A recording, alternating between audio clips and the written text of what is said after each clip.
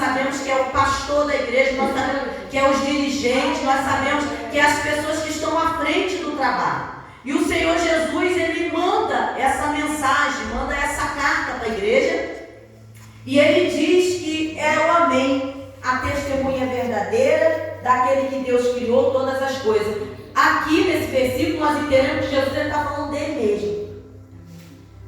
Ele está falando que ele, o amém, a testemunha verdadeira, aquele que estava desde a criação do mundo, ele estava mandando esse recado para a igreja. Porque a igreja de Laodiceia era a igreja mais rica que tinha. Não era a igreja, era a cidade. Era a mais rica que tinha naquela época. Então era uma cidade de muito recurso. Eles tinham muitas riquezas naquele lugar. E aquele povo estava começando a se gabar daquilo. E o que o Senhor também nos fala aqui, do morno, do frio, do crente, Deus está falando de 3 pessoas aqui. Deus está falando do ímpio, que é o frio. Deus está falando do morno, que é aquele crente indeciso que fica em cima do muro, ou tá ou não tá. E ele está falando daquele crente quente, cheio do Espírito Santo. Aquele que busca, aquele que ora, aquele que não vê dificuldade, aquele, como nós já ouvimos testemunhos aqui, que nós não podemos estar do lado de lá, nem do lado de cá. Você tem que estar do lado certo. E o Senhor Jesus, ele começa a falar sobre essas pessoas aqui. Eles se achavam ricos, estavam na sua riqueza. E o Senhor Jesus falou: vocês não são ricos, vocês são pobres e miseráveis. Meu Deus. Pobre e miserável. Para aquelas pessoas serem ricas, eles tinham que comprar o ouro puro do Senhor Jesus, o ouro puro. Aí sim, então, vocês seriam ricos. E comprar de vestes branca, porque se entrar no céu não pode ser com outra veste, tem que ser branca. Tem que estar lavada e remida pelo sangue do Cordeiro. Tem que estar tudo limpinho, irmão, não pode ter uma manchinha. Mas esse pessoal, eles vendiam naquela época aquela lã mais pura que tinha. Eles trabalhavam com essa lã, com as roupas finas naquela época. Então Jesus ele vai em cima da riqueza deles e começa a trabalhar em cima da riqueza deles. Quando eu comecei a prestar atenção nessa palavra, eu entendi quando o povo estava no deserto, mas antes de chegar no deserto, eles estavam no Egito. No Egito, o que aconteceu? O Senhor atacou aquele povo com as coisas que eles temiam e com as coisas que eles achavam que eles eram e não eram nada. E Deus arranca o povo dele de lá e leva para o deserto e sustenta aquele povo 40 anos no deserto. Aquele povo era rebelde, mas eles viram tanto milagre de Deus, tantas coisas acontecer, e não é diferente aqui em Apocalipse. Não é diferente na igreja de Laodiceia. Irmãos, eu entendo que o Senhor Jesus ele nos chama a atenção aqui. Aqui também eles tinham 2 águas, uma água quente e uma água fria, que vinha de 2 cidades diferentes. Aquela água, ela ficava ali, era tipo terapeuta, né? Terapêutico. E os pessoal tomava banho naquela água, fazia tratamento, então eles se achavam que aquilo ali eram as melhores coisas que tinha naquela cidade. Mas não era. Jesus falou: não pode ser nem morno, você não pode ser nem quente nem frio, e nem morno. Porque se você for morno, Jesus falou: antes você seja frio ou quente, mas não seja morno. Jesus também estava falando sobre aquelas águas terapêuticas que eles achavam que era tudo, que o dinheiro entrava e saía. E eu estudei um pouquinho dessa palavra. Essa cidade, Laodiceia, ela foi destruída pelo terremoto. E eles não precisaram de nenhum dinheiro, de nenhum governo na época, que era do governo romano, que é ele que mandava, o pessoal estava precisando da cidade, eles mandavam recursos. Eles não precisaram, porque aquela cidade era tão rica, eles tinham tantos bens financeiros, tinham tanto dinheiro que eles não precisaram, eles mesmo reconstruíram a cidade novamente. Então eles se achavam: a gente pode tudo. A gente tem toda a riqueza, a gente tem todo o sustento, tudo que tiver a gente tem aqui. E aquilo, irmão, já estava começando a chegar a atacar a igreja. A igreja já estava começando a ficar morna. A igreja, eu vou dizer, se a gente for ler bem mais a fundo, a gente não entende que a igreja estava talvez se corrompendo, a igreja estava ficando com medo, sabe? Porque a palavra que eles estavam ali já não estava mais fazendo efeito no coração daquele povo. Por quê? Tudo cheio de dinheiro, achava que não precisava de nada. Para quem vai precisar de Jesus se acha que tem tudo? A gente já viu? Quando a pessoa é muito rica, eu não estou dizendo, gente, para a gente poder entender, tem gente que é rico, mas o coração dele é voltado para Deus. O dinheiro que ele tem é todo para ajudar a igreja, para ajudar os necessitados. A gente lê até aqui na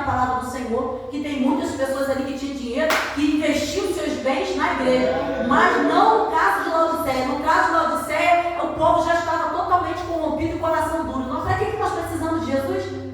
Porque a gente tem tudo. E o Senhor começou a trabalhar em cima deles ali. E eles também trabalhavam, irmão, naquela época, com colírio, que era muito bom para a vista, e também tratamento de ouvido. O Senhor falou para eles: vocês estão cegos. Vocês estão cegos. Esse colírio está servindo para nada. Sou eu que tenho que trabalhar na vida de vocês. E eu falei: Deus, o que o Senhor quer falar com a tua igreja nessa noite? Eu creio, irmão, que Deus está nos despertando nessa noite. Porque se a gente lê aqui na carta de Laodiceia, Deus ele não teve um elogio para essa igreja. Ele foi só com exortação. Mas nós sabemos que Jesus ele exorta todo aquele que ele ama e corrige. Jesus ele nos corrige. Jesus ele nos exorta porque ele nos ama.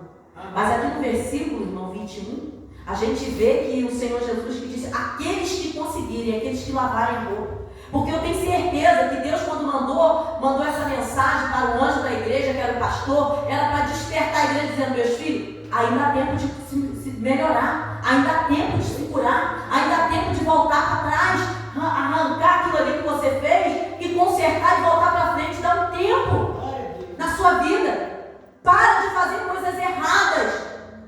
Acorda, desperta. Porque o povo lá fora está precisando de ouvir a minha voz. Irmão, a gente precisa muitas vezes voltar um pouquinho para trás e reparar o nosso altar. Aleluia! Precisamos. Então eu creio que nessa noite o Senhor Jesus está com tanta amor para nós, está dizendo assim: olha, se prepara porque eu já estou na porta. Eu já estou para arrebatar minha igreja. E se vocês estiverem dormindo, não vai subir. Então eu sei que essa palavra, quando eu falei assim: o que o Senhor quer falar da tua igreja? Quando eu digo igreja, irmão, eu estou me incluindo a mim. Eu estou incluindo aqui meu filho, minha nora, meu esposo que está aqui. Eu estou incluindo a minha casa. Glória a Deus. Então nós temos que pedir a Deus nessa noite: Senhor Jesus, vê se o Senhor vê algo em mim nessa noite. Não olha para mim como o Senhor olhou para Laodiceia, Senhor. O Senhor não viu nada em Laodiceia. Mas mesmo assim, o teu amor foi tão infinito que o Senhor enviou uma carta para Laodiceia para despertar a tua igreja que estava morta, que estava dormindo. O Senhor, com teu amor infinito, enviou uma carta para dizer: meus filhos, ainda há tempo. Compre de mim ouro puro. Compre de mim roupas brancas. O Senhor Jesus está nos despertando nessa igreja essa noite. Sabe por quê? Às vezes nós estamos seguros e nós não podemos ficar. O Senhor Jesus quer um cristão quente nessa noite. Sabe o que é ser um cristão quente para mim, irmão? É um cristão que em meio à dificuldade ele está dando glória a Deus. Ele está passando por luta, ele está dando glória a Deus. Ele não tem muito recurso, mas ele está dando glória a Deus. Ele talvez não tenha adversidade, muitas coisas, mas ele está dando glória a Deus. Se está frio, ele está na igreja dando glória a Deus. Está calor, ele está na igreja dando glória a Deus. Esse é o crente quente que Deus quer nessa noite. Então, se tem alguma dificuldade na tua vida, entrega para Deus nessa noite. Fala: Jesus, eu preciso ser curado. Uma coisa que eu entendo, irmão: Jesus, ele entrega talento na mão de cada um aqui. Ele não entrega, ele já entregou. E nós não podemos enterrar nosso talento. Porque um dia o Senhor Jesus ele vai cobrar o talento. E teu talento está onde? Ah, Senhor Jesus, eu enterrei porque eu tinha vergonha. Ah, Senhor Jesus, eu enterrei porque eu não sabia louvar. Ah, Senhor, eu enterrei porque eu não sabia levar a tua palavra. Senhor, eu enterrei porque eu não evangelizava. O Senhor Jesus vai nos cobrar. E nós precisamos, irmãos, hoje, tomar uma decisão. Uma decisão de melhora, de mudança. No nosso pensamento, no nosso agir, no nosso falar. Nós precisamos nessa noite que o Senhor Jesus trabalhe no nosso coração. Porque hoje em dia há muitos crentes que ainda falam palavrão, está anos na igreja, mas ainda fala palavrão. Precisa ser curado. Precisa ser transformado. Tem crentes que estão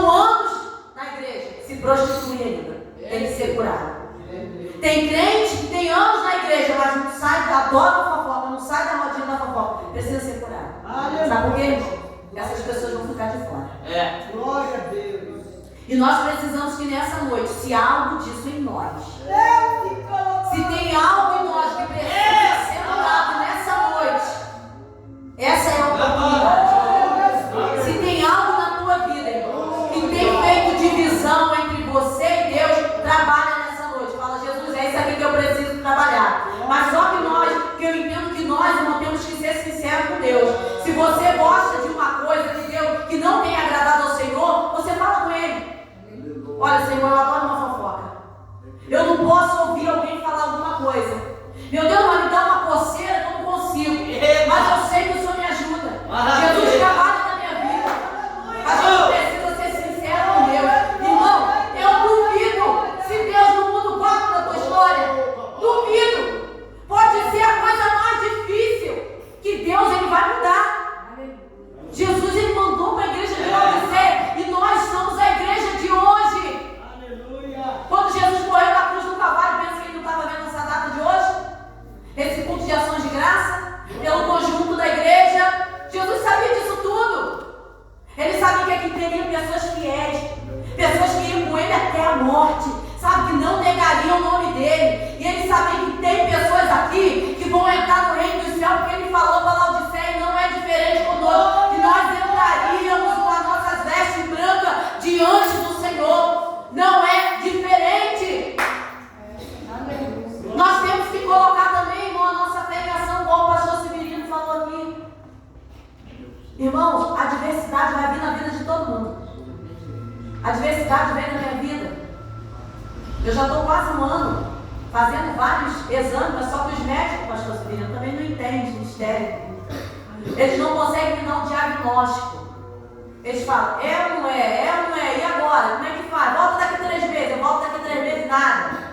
Volta daqui 3 meses e nada, e agora eu vou ter que voltar daqui 3 meses de novo. Só que eles não conseguem me dar um diagnóstico. Sabe por quê, irmão? Porque toda a vida eu estou orando, eu boto a mão na minha cabeça e começo a orar e falo, Senhor, em nome de Jesus, aonde a enfermidade tiver, ela cai por terra. Aonde a enfermidade tiver, ela vai ser repreendida. Porque o Senhor curou os cegos, o Senhor curou os aleijados, os leprosos. Eu profetizo na minha vida.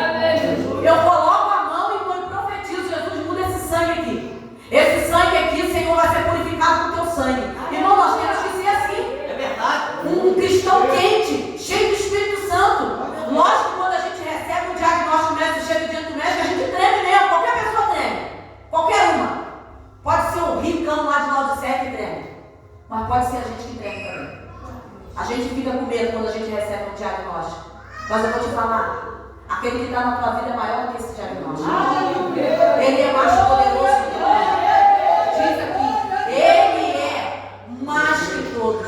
Ele que está desde a criação. Eu sou o Amém. Eu sou a testemunha verdadeira. Jesus de Nazaré. Jesus, Ele está aqui nessa noite para mudar meu quadro e o teu quadro, para mudar a minha história e a tua história. E eu tenho certeza que eu vou estar aqui contando outro testemunho, pastor Severino. Em nome de Jesus. Sabe por quê, irmão? Porque eu profetizo na minha vida. Eu profetizo em nome de Jesus que aquele que levou sobre ele as nossas dores, as nossas doenças, as nossas enfermidades, ele vai mudar o quadro da minha história e vai mudar o da sua também. Mas para isso nós temos que crer nessa noite e lutar em oração. Não parar de orar, não parar de acreditar. Jesus, eu vou contar um milagre na tua casa. Eu fico com o meu coração ardendo quando eu escuto alguém contar um milagre e falar, Jesus, eu quero contar um milagre. Não que eu nunca tenha contado, irmão, já contei vários milagres, graças a Deus, para a honra e glória do Senhor, mas eu quero contar mais. Aleluia. Nós precisamos. E o Senhor Jesus, Ele está aqui nessa noite para mudar o meu quadro, a tua história, para dizer, filha, tenha fé no teu coração, tenha fé, bota a tua fé em ação. Sabe por quê, irmão? Aquele que tem fé, Jesus, mas eu não tenho fé. Mas a palavra do Senhor diz que Jesus, Ele é o autor e o consumador da minha fé e da tua fé. Aleluia. Olha, Ele é o autor e o consumador. Ele nos dá e Ele pega. Jesus só pega a minha fé quando Ele me dá vitória. Então, se ele é o autor e o consumador, Ele consome, Ele fala, essa minha filha está com muita fé. Não, minha filha, leva a vitória. Leva a bênção, minha filha, leva logo. Você já comoveu o meu coração. É isso que nós precisamos, irmão, mover o céu. mover o céu com oração. Sabe, tá doendo a prova? Tá difícil a prova? Mas vamos dar glória a Deus, lembra assim, qual cristão que você quer ser nessa noite? Qual pessoa que você quer ser? Você quer ser o frio, o morno ou o quente? Glória a Deus. Todos eles vão passar por dificuldade, mas eu prefiro ser o quente. Eu prefiro ser o quente, porque o quente, irmão, ele vai lutar na oração, ele vai lutar no jejum, ele vai lutar na leitura da palavra. Aqui nós vamos abrir aqui e vamos ver cada coisa que Jesus fez. Jesus só fez na dele, só pode fazer na minha também. É isso que Deus quer, um crente corajoso, cheio do Espírito Santo, cheio de coragem. E nós temos que ser esse crente nessa noite, amém? As horas já estão avançando. Eu vou agradecer a oportunidade nessa noite, louvar a Deus por cada vida que está aqui. Porque eu sei, irmãos, que a luta pode estar travada. Mas eu vou dizer para você, Jesus é contigo. Jesus está contigo no teu barco. Jesus está contigo. Jesus está contigo no teu progresso. Jesus está contigo na tua luta. Jesus está contigo nos teus sonhos. Jesus está contigo nos teus projetos. Jesus está contigo quando você fala, Jesus, meu Pai, eu tenho um sonho muito grande de ser essa coisa que Jesus diz, eu sou contigo. Você vai acontecer. Amém? E assim eu agradeço a minha oportunidade.